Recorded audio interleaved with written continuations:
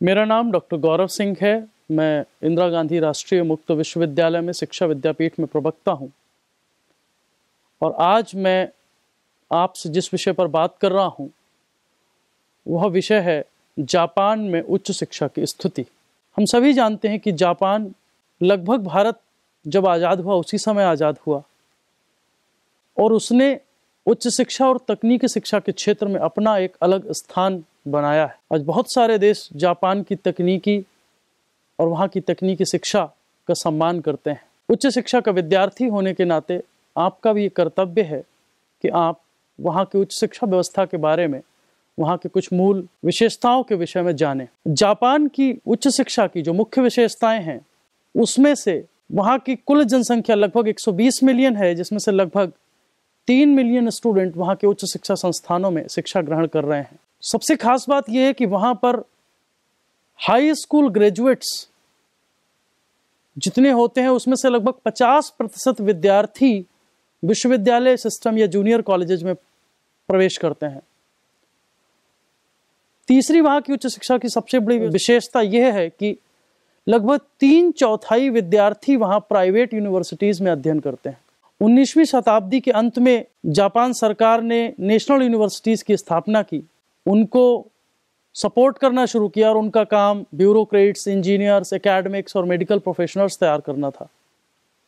ऐसी ही एक बहुत प्रेस्टिजियस यूनिवर्सिटी ऑफ टोक्यो है, पहले इंपीरियल यूनिवर्सिटी ऑफ टोक्यो के नाम से जानी जाती थी। आज जापान की नेशनल यूनिवर्सिटीज में लगभग 60,000 शिक्षक और प्राइवेट यूनिवर्सिटीज में लगभग 92,000 शिक्षक शिक्षण कार्य कर रहे हैं। विश्वविद्यालय में प्रवेश करने वाले ज़्यादातर विद्यार्थी 18 वर्ष की आयु में प्रवेश करते हैं और 4 साल बाद वहाँ से ग्रेजुएट हो जाते हैं। वहाँ की सबसे बड़ी व्यवस्था, वहाँ का ड्रॉप आउट रेट बहुत कम है, जो लगभग 20% के आसपास है।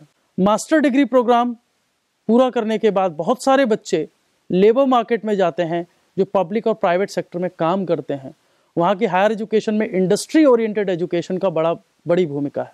डॉक्टरल स्टूडेंट्स को वहाँ भी वही समस्या है जो अन्य देशों में है कि उनको एकेडमिक प्रोफेशन में ही अपनी जगह ढूंढनी पड़ती है। यदि हम आंकड़ों की बात करें तो जापान, जो कि भारत की तुलना में काफ़ी छोटा देश है, वहाँ आज लगभग 773 विश्वविद्यालय हैं, जिसमें से 86 राष्ट्रीय विश्वविद्यालय, 92 पब्लिक यूनिवर्सिटीज और 595 प्राइवेट यूनिवर्सिटीज हैं।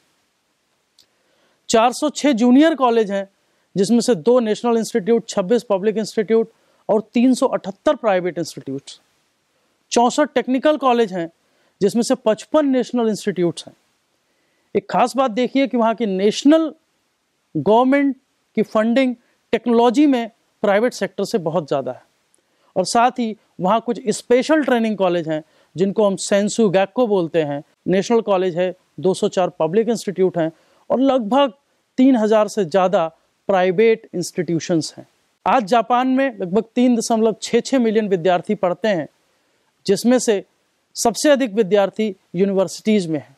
तकरीबन 1,61,000 विद्यार्थी जूनियर कॉलेजेस में पढ़ रहे हैं, 25,000 विद्यार्थी टेक्निकल इंस्टीट्यूशंस में पढ़ रहे हैं और 6,25,000 विद्यार्थी स्पेशलाइज्ड ट्रेनिंग कॉलेजेस में पढ़ रहे हैं। वहाँ की अगर हम एकेडमिक डिग्रीज की बात करें तो वहाँ पर स्पेशलाइज्ड स्कूल्स में स्पेशल डिग्री और हाई लेवल स्पेशलिस्ट डिग्री मिलती हैं। वहाँ के कॉलेज ऑफ टेक्नोलॉजीज में एसोसिएट डिग्री मिलती हैं, जूनियर कॉलेज में एसोसिएट डिग्री मिलती हैं, ग्रेजुएट कॉलेज में प्रोफेशनल और डॉक्टरल डिग्री मिलती हैं और यूनिवर्सिटीज़ में भी बैचलर डिग्री और मास्टर्स डिग्री मिलती हैं। जापान की उच्च शिक्षा की सबसे बड़ी विशेषता उनका गुणवत्ता पर नियंत्रण है। उनकी मूल्यांकन प्रणाली और उनका सर्टिफिकेशन सिस्टम बहुत ही प्रभावी है।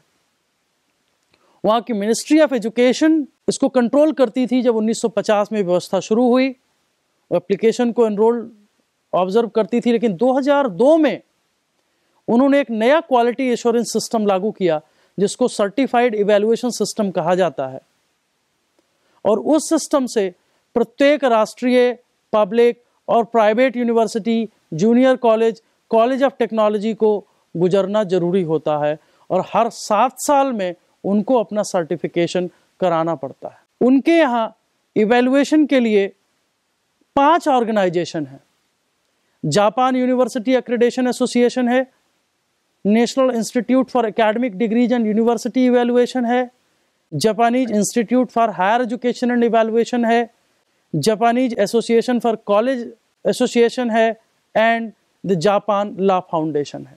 ये 5 संस्थाएं मिलकर गुणवत्ता प्रबंधन का कार्य करती हैं। और ये स्लाइड आपको सारे जापान की हायर एजुकेशन व्यवस्था को प्रस्तुत करती है। लेकिन यदि हम अपने भारतीय उच्च शिक्षा व्यवस्था से इस व्यवस्था की तुलना करें तो हमें क्या भिन्नताएं दिखाई देती हैं। पहली भिन्नता जो हमें दिखाई देती है वह है विश्वविद्यालयों की संख्या। आज जापान की जनसंख्या 120 मिलियन है और हमारी जनसंख्या 121 करोड़ लगभग, उनसे 10 गुनी जनसंख्या है हमारी, और हमारी यूनिवर्सिटीज उनसे भी कम है। ये एक बड़ा तुलनात्मक विषय है। दूसरा, वहां की गवर्नमेंट की सबसे ज्यादा फंडिंग और सबसे ज्यादा प्रमोशन स्पेशलाइज्ड ट्रेनिंग कॉलेजेज और कॉलेजेज ऑफ टेक्नोलॉजीज को दिया जा रहा है। वहां की हायर एजुकेशन में प्राइवेट इंस्टीट्यूशंस की बहुत बड़ी भूमिका है। 773 में से 595 यूनिवर्सिटीज प्राइवेट हैं, 406 में से 378 कॉलेजेस प्राइवेट हैं, 3348 में से 3133 स्पेशलाइज्ड ट्रेनिंग कॉलेजेस प्राइवेट हैं। ये एक बड़ी भिन्नता है। वहां की जो सबसे बड़ी विशेषता है वह है तकनीकी शिक्षा की गुणवत्ता और गुणवत्ता प्रबंधन। वहां गुणवत्ता प्रबंधन पर बहुत अधिक जोर दिया जाता है। हमारे यहाँ भी national assessment and accreditation council NAAC गुणवत्ता प्रबंधन के लिए काम कर रही है। अभी हाल ही में कंपलसरी एक्रेडिटेशन का नियम यूजीसी ने बनाया है, लेकिन उससे पहले 1 दशक से ज्यादा बीत जाने के बावजूद नैक से मात्र 31% विश्वविद्यालय और 14.5% कॉलेजेज ही भारत में एक्रेडिटेशन करा पाए। हमारे यहाँ उच्च शिक्षा में गुणवत्ता को लेकर जो उच्च शिक्षा संस्थानों में उदासीनता है वह एक बड़ा प्रश्न है।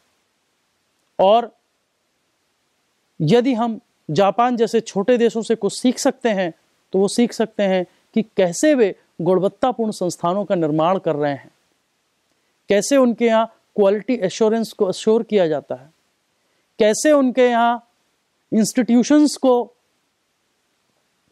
डिफरेंट लेवल्स पर प्लान किया गया है। अगर नंबर ऑफ इंस्टीट्यूशन कंपेयर करें तो जो स्पेशल ट्रेनिंग कॉलेजेस हैं वो 3500 के आसपास हैं। अर्थात इनिशियली वहां के बच्चे को सबसे पहला प्रवेश कहां मिलता है? ट्रेनिंग कॉलेज में, जहां वो सबसे ज्यादा स्पेशलाइज्ड ट्रेनिंग सीखता है, स्किल डेवलपमेंट होता है। वहां की हायर एजुकेशन की यही भी एक बड़ी विशेषता है कि वहां स्किल डेवलपमेंट पर बहुत जोर दिया जाता है, पास कोर्सेज पर उतना जोर नहीं दिया जाता। शोध में भी जापान हमसे बहुत आगे है। हमारे यहां से ज्यादा शोध पत्र वहां प्रकाशित होते हैं, मूल शोध वहां होते हैं। तो उच्च शिक्षा में केवल शिक्षा संस्थानों की संख्या ही नहीं, गुणवत्ता भी बहुत बड़ी भूमिका निभाती है। और मुझे लगता है कि जब हम जापान की उच्च शिक्षा व्यवस्था का अध्ययन करते हैं तो हमें उस व्यवस्था से बहुत कुछ सीखने और समझने की जरूरत है, और अपने यहाँ और सुधार लाने में ये कैसे उपयोगी हो सकती है इस पर विचार करने की आवश्यकता है। मुझे लगता है कि इस सत्र में आपने जापान की उच्च शिक्षा व्यवस्था के मूल गुणों को समझने का प्रयास किया होगा, जो आपके लिए आपके शिक्षा में अत्यंत लाभकारी होगा। धन्यवाद।